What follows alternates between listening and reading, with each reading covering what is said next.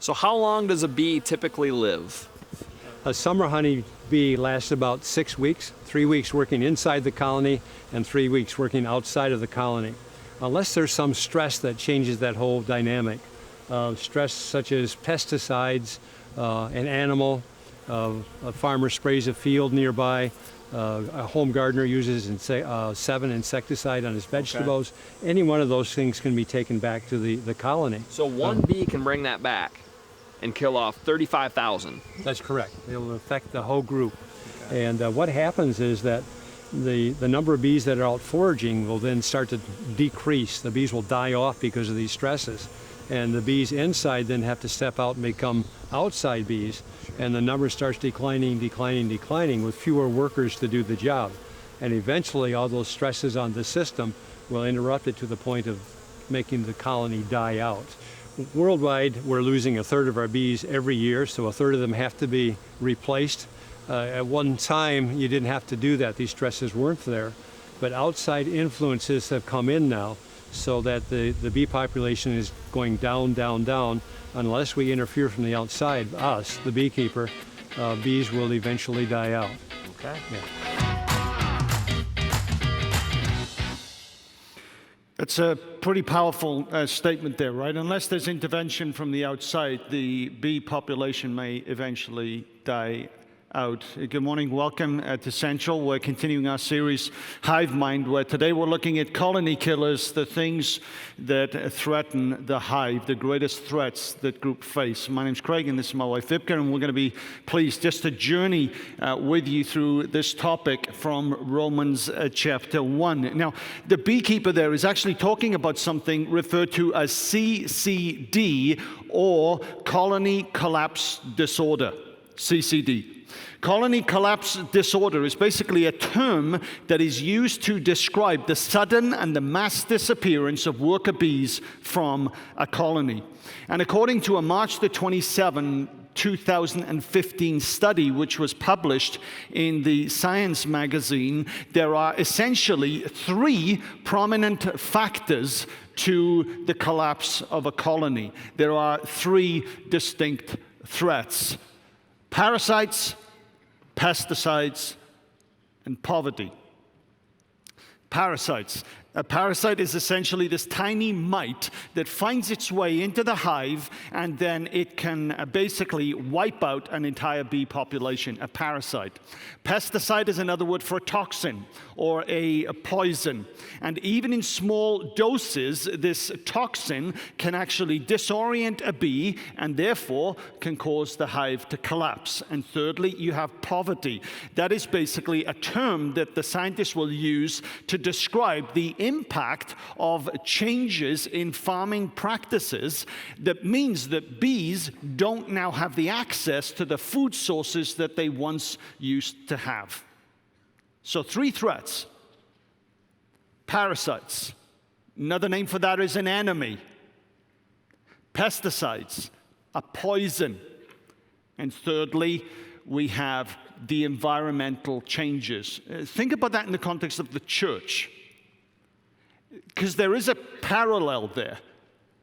Parasite, an enemy. The Bible talks about this spiritual enemy that we face. In Ephesians 4 last week, we talked about the mind being often controlled by sin. Sin is portrayed in Ephesians 4 and in the passage we'll look at today, Romans 1, as a malfunction of the mind. And Paul says the problem with this is the malfunctioning of the mind allows the enemy, the devil, a foothold. We have a spiritual enemy. Secondly, we're talking about pesticides. We're talking here about poison. What the Bible, especially in the New Testament, talks a lot about is poisoned thinking. And this poisoned thinking can actually bring the hive of God, the church, down. The challenge in this series has been for us to collectively choose the mind of Christ. Because if we don't, poisoned thinking can destroy the church. Thirdly, the environment. There is a spiritual environment. The church is a spiritual environment that we are called to grow in. If we are not getting our food sources, our spiritual nourishment in the way we should, it could bring the hive down. So what is true in the natural world of the beehive is also true in the supernatural world of the church. We face three threats: a spiritual enemy. We face the threat of poisoned thinking, and we also face the threat of an unhealthy spiritual environment. Now, the big idea that Wibke and I want to unpack today is this: the greatest threat that we face is not in the presence of danger itself. Jesus has said, I will build my church, and nothing, not even the gates of hell, will prevail against it. The greatest threat we face is not the presence of danger. Joel just referred to Jesus in John, saying, hey, you will have trouble in the world. That's a guarantee. Danger is guaranteed. That's not the greatest threat that we face. No, the greatest threat that we face is actually in our unwillingness to identify the danger properly. That's the greatest threat. The unwillingness to identify the danger properly, and secondly, once we've identified it, our willingness to respond to it appropriately. So listen, to be a part of a group, to be a part of a church, to be a part of a nation is going to expose us to threats and danger. That shouldn't overwhelm us. What the challenge is to identify the threat properly and to respond to it appropriately. And so with that in mind, let's have a look at Romans chapter 1. Romans chapter 1, we're going to read from verse 18 through verse 32. And let's remember the foundation laid last week that in Romans 1 and Ephesians 4, sin is presented as a malfunctioning of the mind. And today we're going to talk about the corrupted or the darkened mind, and a mind that leads to, when it's been poisoned, that leads to an unhealthy spiritual environment because there are unhealthy behaviors that creep in. That's the idea today. So let's have a look at this. Romans chapter 1, beginning at verse 18. The wrath of God is being revealed from heaven against all the godlessness and wickedness of people who suppress the truth by their wickedness, since what may be known about God is plain to them because God has made it plain to them. For since the creation of the world, God's invisible qualities, his eternal power, his divine nature, we sang about that in the first song, have been clearly seen, being understood from what has been made, so that people are without excuse. For although they knew God, they neither glorified him as God nor gave thanks to him. But their thinking became futile and their foolish hearts were darkened. The darkened mind. Although they claimed to be wise, they became fools and exchanged the glory of the immortal God for images made to look like a mortal human being and birds and animals and reptiles. Therefore God gave them over in the sinful desires of their hearts, the sexual impurity, for the degrading of their bodies with one another. They exchanged the truth of God for a lie and worshipped and served created things rather than the Creator who is forever praised. Amen. Because of this, God gave them over to shameful lusts. Even their women exchanged natural relations for unnatural ones. In the same way, the men abandoned natural relations with women and were inflamed with lust for one another. Men committed shameful acts with other men and received in themselves the due penalty for their error.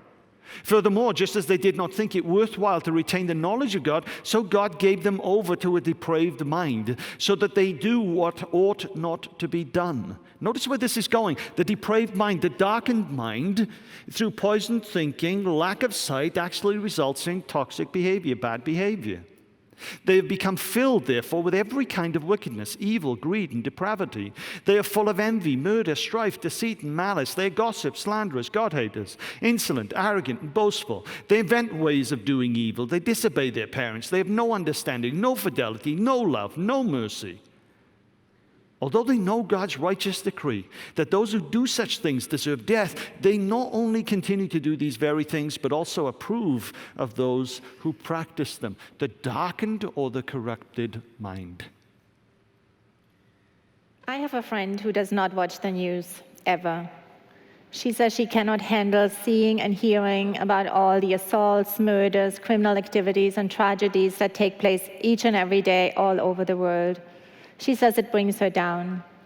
Now, I think somehow we can most understand that mindset and where she's coming from, yet we also understand that these things do happen on a daily basis, and ignoring them is not going to deal with it. If I just look at last week, out of hundreds and thousands of examples, I was just looking at 3 things. On Tuesday, there was a shooting in a shopping mall in Florida, which resulted in 2 people dying and 2 people being injured. On Thursday, I saw the headline that in Louisiana, a United States Postal Service manager, he stole $630,000 worth of stamps to pay for his gambling addiction. That's a lot of stamps, if you ask me. And then, of course, Hurricane Michael has been on everybody's mind and heart this week. Actually, we spent our spring break in that region where the hurricane hits, and it's just devastating to think about the people there. And I know that my friend is not the only one who doesn't watch the news or doesn't want to know about it. Yet even those of us who don't want to know what is happening each and every day, we still ask ourselves, why are these things happening? And this is where Paul has this argument in Romans 1. And he says resistance to God, spiritual rebellion, results in a corrupted and darkened thinking. And that, again, results in bad behavior. And we've just heard about some of these bad behaviors. And this morning you're going to hear that phrase, corrupted mind or darkened mind, quite often. And these are 2 interchangeable words that the Bible uses to talk about the same concept. So when we have a twisted or distorted view of God, of who he is, we misunderstand what flourishing in life really looks like. We don't see ourselves, we don't see our choices, the world around us, and even society properly. Our view is distorted. And just to talk about that concept of a distorted view, I need a little helper, and I've got a little helper over there. So would you mind coming up? Let's just grab this microphone too. Coming on your own or with Mom? On your own, come on up. Awesome. I know this is a very scary place, I agree. Would you tell everyone your name? My name's Sammy Lynn. Hello, Sammy. Thank you for coming and helping us. Can I ask you 2 questions? Mm-hmm. What color is your hair? Brown. Brown. It's very pretty. What about your dress? Orange. Orange, yes. What about mine? Yellow. It's like a bumblebee, right? Yeah. Let's walk over there. There's a mirror. Come with me. Come have a look in the mirror. Is that you? Is that Sammy? Pretty. Is that what you looked like this morning when you left the house? Mm-hmm. Cool. Let's go over there. I may have to lift you up. Okay, let's have a look. Ooh. Can you see yourself in this mirror? Yeah. Yeah? Can you see yourself? Yeah. Does it look a little bit funny? Yeah. A little bit blurry? Yeah. Sometimes we say the word distorted. Is it still you in there? Mm-hmm. Cool. Thank you so much for helping this morning. That's your mom. Thank you.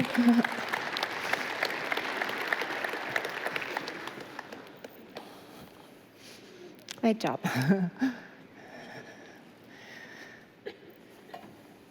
So the image was distorted, was a little blurry, was a little off. Still the same person, but just not quite right. And so it's the same concept when we have that distorted or twisted view of who God is. We can't see clearly, and that often results in bad or toxic actions. And that leads us to the first point. Spiritual rebellion results in corrupted or darkened thinking. There's that word again, right? Spiritual rebellion results in corrupted and darkened thinking. Let's look at verse 21. For although they knew God, they neither glorified him as God nor gave thanks to him, but their thinking became futile and their foolish hearts were darkened. And so Paul says here that wrong thinking altogether, brings chaos, first of all in our relationship with God, then with one another, and with society at large. And I'm mindful with how often Romans 1 is being used. And as we get started on this first point, I want to talk about what the darkened mind is not before we even talk about what it is. And if you've fallen asleep to this point, please wake up now, because this is really important. Mental health issues are not the result of spiritual rebellion. So mental health issues are not the result of spiritual rebellion. So people who struggle from mental health issues, they often feel like their life, their day-to-day experience, and especially their mind can be really hopeless and actually dark. And a lot of people use that word or that phrase, dark, for their experience, for their day-to-day experience. And Craig just mentioned that sin can be the expression of a malfunctioning mind. But we want to make very clear that we're not talking about mental health here. I recently heard that 1 in 4 adults in America struggles from mental health issues. That's quite a big number, right? 20 to 25% of all US adults struggle from mental health issues. And they can look very differently.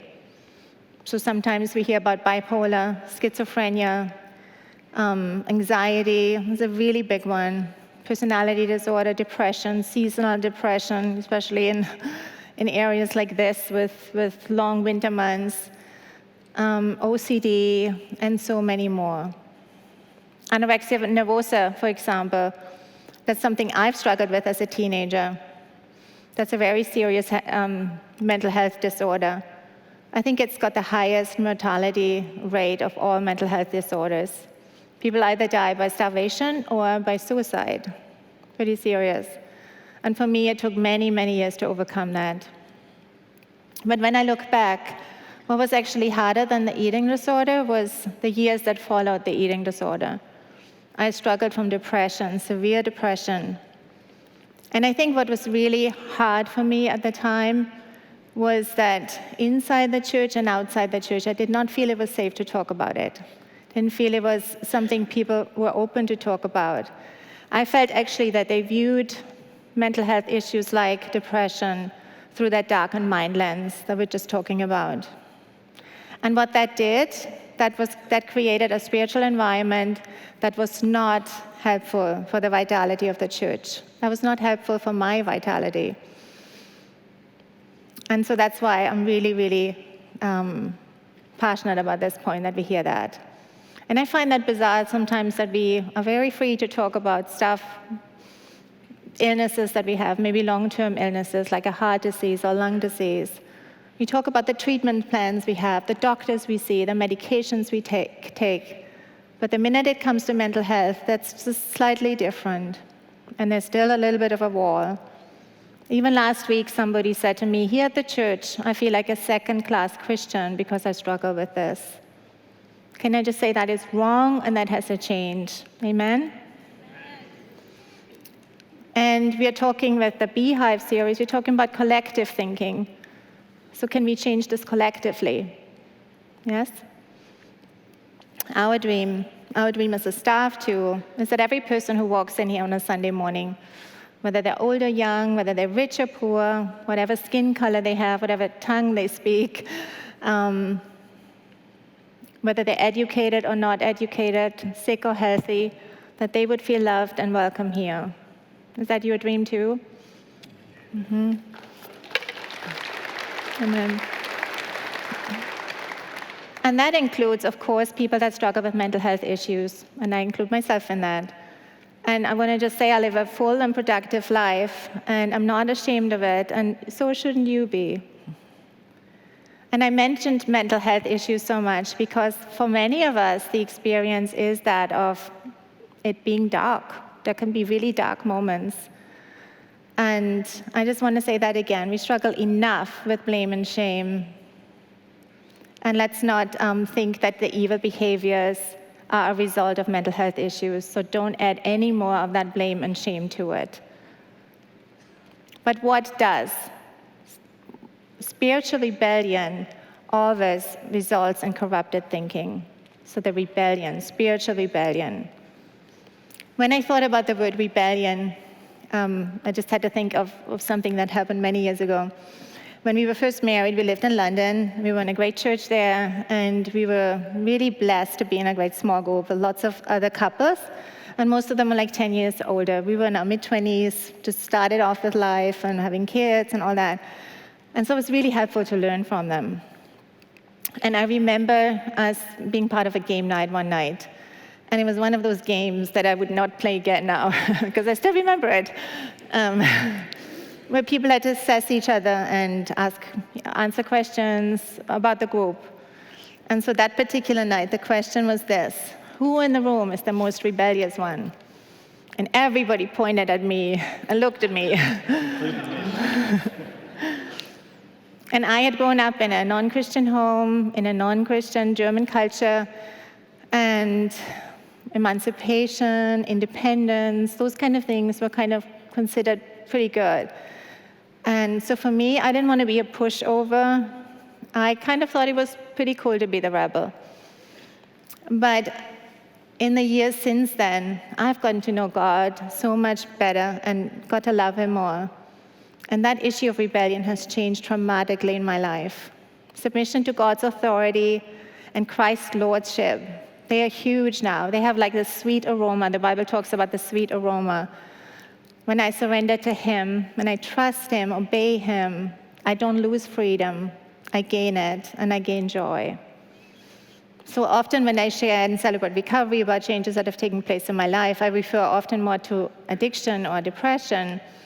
But when I looked at this part, I was thinking this is actually even bigger, change of heart, change of who I am. So when we talk about spiritual rebellion, leading to corrupt and darkened thinking, we're talking about rebelling against God's authority, about the authority of His word, doing it our way instead of His way, and that doing it this way it leads to us losing perspective. Yeah, and that leads us to the second point, really, which is that Romans 1 describes this progression to corrupted thinking. So corrupted or darkened thinking actually begins with spiritual rebellion. It's that darkened mind. That darkened mind has nothing to do with mental health issues, but it has everything to do with a perspective of God and of ourselves that is actually warped. It's not as clear as it should be. And Romans 1, the power of Romans 1 is it actually talks about the progression of this. So we see this in verses 22 and 23, where Paul begins to introduce this progression. He says, although they claimed to be wise, they became fools. Notice that there's a progression here. It wasn't like that. There is this progression that happens. There is this slide that happens. And the consequence is they exchanged the glory of the immortal God for images made to look like mortal human beings and birds and animals and reptiles. In view here is probably the story of the Exodus, where Moses goes up to meet with God on the mountain of Mount Sinai. And while he's up there, the people are fashioning God out of gold. There's this slip, there's this slide. It didn't just happen like this. There was this slide into it. There was this progression. Well, what is that progression like? Well, in Romans chapter 1, we basically see 5 movements into this corrupted mind. And I want to go through those with you very quickly. The first one is this. What we see is God reveals Himself. The passage begins with natural revelation about how you can look at the world, the stars, everything God has created, and you get this sense that God is. So God reveals Himself in a general way, and as time goes on through the scriptures in a more specific way. God clearly reveals Himself. But then something happens. Then there is our rebellion. That means people refusing to give God glory or to be grateful for who God is and what He's done. And in Scripture, this refusal is portrayed in terms of rebellion. Now, rebellion takes 2 forms, essentially. Firstly, it's part of our nature, Deuteronomy chapter 31 and verse 27, but it's also a part of the choice that we make. That's Joshua chapter 24 and verse 15. Choose this day who you will serve. We have this choice. So God reveals himself, but then we rebel. It's a part of our nature. In Adam, we've all fallen. We're partakers of the old nature. In Christ, we become partakers of the new nature. To the old is given the new.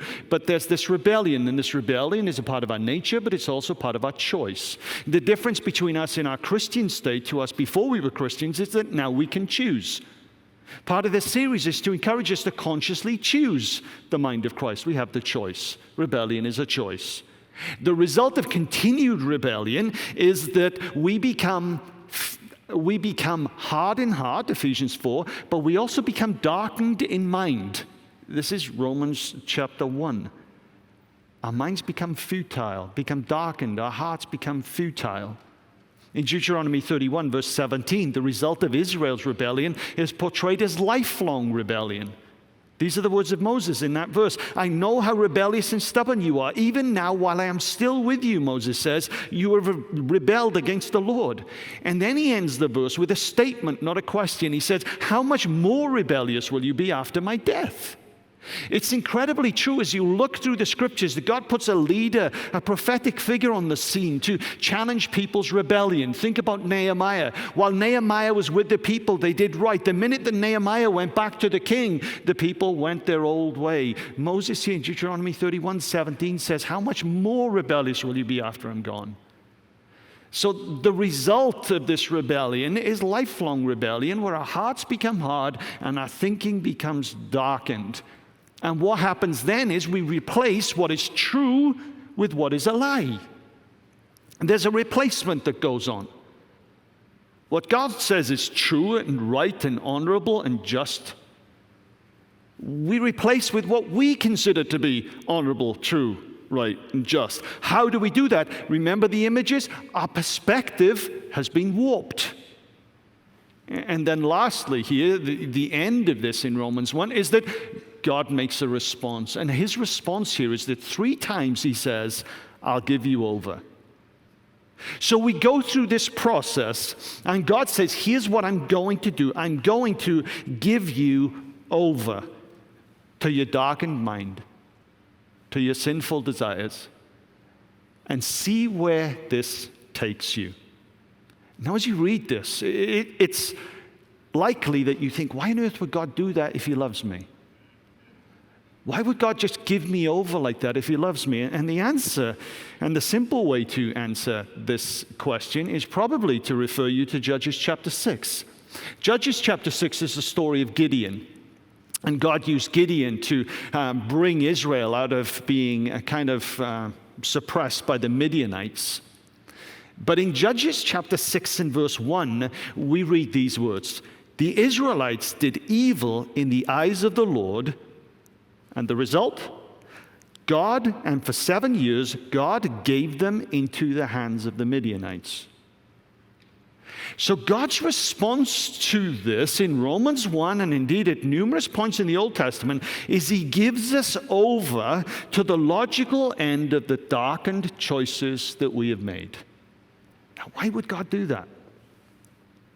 He does it because in verses 7 and 8 of Judges chapter 6, the people get to the point where they realize the folly of their own ways, how darkened their life has become, and they do something. And it says in verse 7 and 8 of Judges 6, when the Israelites cried out to the Lord because of Midian. See, God gives us over because he wants us to get to the point where we realize how futile life is without him. How bad it is when we continue in these choices. And that should bring us to the point where we do what? We cry out to him. And when we cry out to him, what does God do? God sent them a prophet. I don't know about you, but when I'm in a stage where I'm crying out to God, I don't necessarily want a prophet. A prophet is a truth teller. The prophet is someone who points out what is wrong in my life and makes it clear for me to see what is wrong and therefore what I need to do. In a sense, Romans 1 functions this way. The people had followed their own darkened mind and their own darkened choices, and it had brought them to a point where they were crying out for help. And what God does is he brings them a prophet. He brings them the Apostle Paul, and the Apostle Paul points out the truth plainly for them to see. And so God hands them over here, not because he doesn't care about them, but precisely because he does. And so God hands us over to the state of our own darkened mind so that we can see the consequences of our own actions on our lives and therefore on the group that we're a part of. And that kind of leads to observation 3 in the text. And that observation is this, that corrupted thinking leads to an exhaustive list of toxic activity. We're going to look at that activity in just a minute. Let's look at verse 28 again. Furthermore, just as they did not think it worthwhile to retain the knowledge of God, so God gave them over to a depraved mind, so that they do what ought not to be done. And I just mentioned a moment ago my upbringing in the German culture with different behaviors and different values. Last Sunday, actually, I got to worship in a church in Kiev in the Ukraine with a team of people that went on a mission trip. And even as we walked into the church service, we had that discussion, do we need to cover our heads or not? And so being culturally sensitive and just realizing that different cultures do things differently.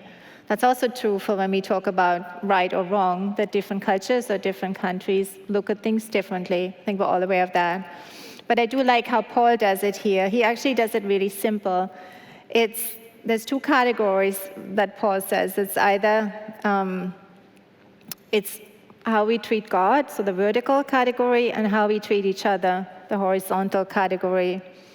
And in Romans 1, Paul says that we shatter our relationship, we break that relationship when we refuse to honor him and give him thanks and gratitude. And I've always liked that picture of if God is not on the throne, then something else is on the throne. And I like that picture. And it could be that something else can even be something good, something else. It could be our family, it could be other things. But God is the one that deserves the glory and the praise and who needs to be on the throne. Otherwise, that relationship shatters. So it's the vertical, and then it's the horizontal. And when the horizontal, that's where the breakdown of relationships happens. And let's look at this list in a minute. And this is what it says here. People who have allowed corrupted thinking to take a foothold in their life are full of envy, murder, strife, deceit, and malice. And Paul continues that such people are also gossips, slanderers, God-haters, insolent, arrogant, boastful. And then they invent ways of doing evil. They disobey their parents. They have no understanding. They have no fidelity. They show no love, and they show no mercy. Sounds a little bit like our society, right? Doesn't it? And when I first looked at it, I kind of looked at some of the big words like murder, and I thought, oh, that doesn't apply to me, or it applies for people out there. And that's not true. Some of these things that we see on the list apply just as much for within the church as it is outside the church. I don't know whether when you saw the list or when I just read it out, maybe something just kind of jumped at you and something maybe stirred in your heart. Maybe there's one thing on there that you were kind of drawn to, or maybe you struggle with. Maybe you have an ongoing struggle with one of the behaviors on the list.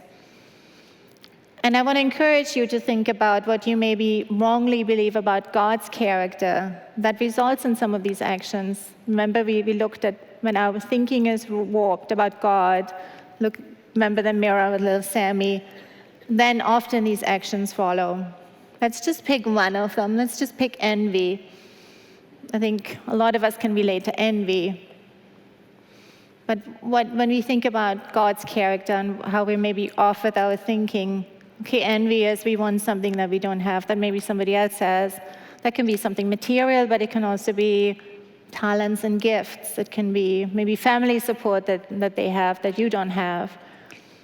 But if we bring it back to God and think, what about his character do I not see? Do I think that he doesn't love me as much as he loves the person who has what I want? So can we just look at things from that perspective? And Craig said that earlier, the greatest threat that groups face is not the presence of danger, but the unwillingness to identify the danger properly, these dangers, and respond appropriately. And actions like those on the list, they destroy the hive or the church or any group. And these are the real threats to the church. This is the real toxin, the pesticide, or the enemy that the enemy is using to bring us down. It's not mental health. It's not people struggling with addiction. It's not people from different cultures. And it's not people that think differently on maybe some current issues. It's those things that destroy the hive. And it's not necessarily the threat from outside, but from within. And we heard that earlier in the little video, that sometimes it just takes one bee that brings in the poison that can actually destroy the hive. And what can that poison be? It can be that corrupted thinking, that worldly corrupted thinking that we bring in and that we don't question, that we don't deal with. And the longer we've been exposed to certain ways of thinking or grown up, just like I shared earlier, I just grew up that way. To me, that was normal. To me, that was right to be a little bit of a rebel and to question everything. But those are the real toxins we're talking about. And evil wears many, many different masks. And sadly, the longer we've embraced the poisons, the harder it is to break free. But it is possible to break free from it. And that leads us to the fourth observation. When we look at this list, and we've really pulled it out from Romans chapter 1, I wonder how many of us, when we were reading Romans 1, thought, is he going to go on the LGBTQ issue today? Because that's the one that everyone jumps on. That's the one that evangelicals jump on. This kills the hive. This kills the hive. It's not the threat from without. It's not even the addictions and the struggles that people bring in. This kills the hive. And I've got to be honest, there is more of a problem in the church with gossip and slander and envy as there is with some of the addictions that people bring in. This kills the hive. These are the reasons why many people have walked away from the church and will never darken the doors of a church again. And see, this third observation here, or the fourth observation, is simply this. Corrupted thinking results in spiritual blindness. I wonder how many of us are blind to those things on the list that are actually true in our own life. I wonder how many of us actually struggle with gossip, that we talk to people about a topic when the person we're talking to is not a part of the problem and is not a part of the solution. If we do that, we have a darkened mind in this area of our lives. And this is possible because we are spiritually blind. That destroys the hive just as much as some of the addictive behaviors that someone may come in and others may be infected by. Just takes one thing. There's a passage I want to use right now as we try to bring the message home, and it's from Acts chapter 13. Acts 13, you're going to see it on the screen. And what we're going to discover from this passage is that people who don't want to see the truth about God are already blind. If we looked at that list and we could identify something on that list, that's really good. But some of us, we may well not be able to identify something for ourselves, but maybe our spouse or a friend was giving us a dig because they may see it. There's a beautiful passage here in Acts chapter 13 that really tells a story that illustrates what Paul's grappling with in Romans chapter 1. And this is the text. They traveled through the whole island until they came to Paphos. There they met a Jewish sorcerer and a false prophet named Bar-Jesus, who was an attendant of the proconsul, Sergius Paulus. The proconsul, an intelligent man, sent for Barnabas and Saul because he wanted to hear the word of God. But Elymas the sorcerer, for that's what his name means, opposed them and tried to turn the proconsul from the faith. Then Saul, who was also called Paul, filled with the Holy Spirit, looked straight at Elymas and said, "You are a child of the devil." Remember, spiritual enemy. He's calling out the spiritual enemy here. "And an enemy of everything that is right. You are full of all kinds of deceit and trickery. Will you never stop perverting the right ways of the Lord? Now the hand of the Lord is against you. And this is the judgment. You are going to be blind for a time and not even able to see the light of the sun. And immediately mist and darkness came over him, and he groped about, seeking someone to lead him by the hand. The truth of this text is that people who don't want to see the truth about God are already blind. Elymas is already blind. See, the judgment on Elymas is an object lesson to all of us who hear what God says and don't put it into practice. It's possible because our thinking is distorted. It's possible because our perspective has been warped. In that regard, we are already blind. What Paul does here is announce under the authority of Christ and a judgment in the physical realm on Elymas's life that is already true in the spiritual. The man is blind. And so Paul helps him to see the consequence in the physical realm of what is true in the spiritual realm. Now, with a number of passages in the New Testament, the opposite is true. In Matthew's gospel, it's rather fascinating that the people who see Jesus more clearly than anyone else are the ones who are physically blind. Every time in Matthew's gospel, what we discover is that there are blind people on the road. They hear Jesus coming and they shout out to Jesus saying, "Jesus, Son of David, have mercy on us." The Son of David is a statement of faith. And Jesus looks at them and heals them. In that moment, what happens in Acts 13 is reversed. In Acts 13, someone is blind in the spiritual realm, and the judgment is, I'm going to help you see the consequence of your spiritual blindness. In Matthew's gospel, it's flipped the other way around. These guys are blind physically, but they see so clearly spiritually, and it's as if Jesus makes clear in the physical realm what is already true in the spiritual realm. And the lesson is this: there are none so blind as those who won't see. And the greatest threats that groups face are actually some of the things that we overlook and believe and perceive to be no problem at all. Envy, gossip, slander, malice, rage, hate, anger, bitterness. That's not an exhaustive list in Romans chapter 1. There are other lists in other texts. These are the threats that bring down the hive. And yet, unfortunately, in the church, in the modern world, we are quick to highlight one thing on the list and to neglect the rest. Are we spiritually blind? Are we also culpable to the darkened mind? If we don't listen to the voice of the Spirit of God revealing our own shortcomings to us, then we are.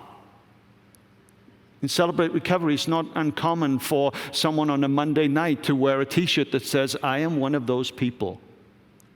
I love that t-shirt.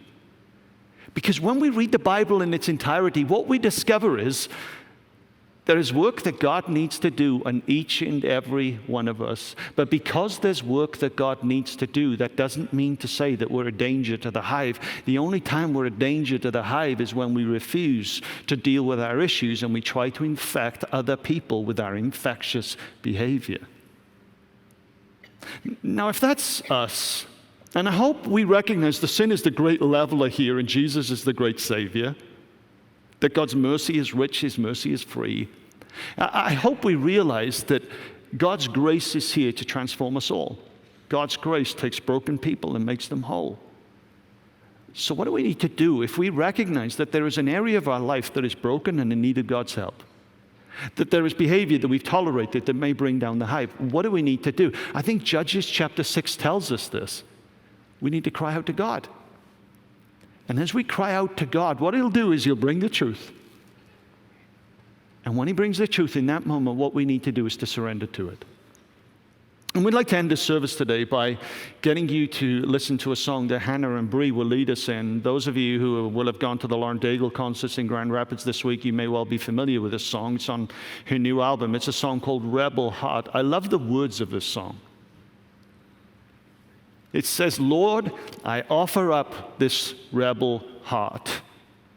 And the song progresses through to actually bring us to the point where we give ourselves fully in surrender to God himself. As you listen to these words, let me just encourage you to deal with any rebel-like behavior that you notice in your immediate environment. And as you listen to these words, just say, God, I do what Lauren Daigle is singing about in this song. I just offer my rebel heart to you. And I just ask that you change my perspective on this, and that you would actually bring me and my mind to that enlightened state where I will become more like Jesus.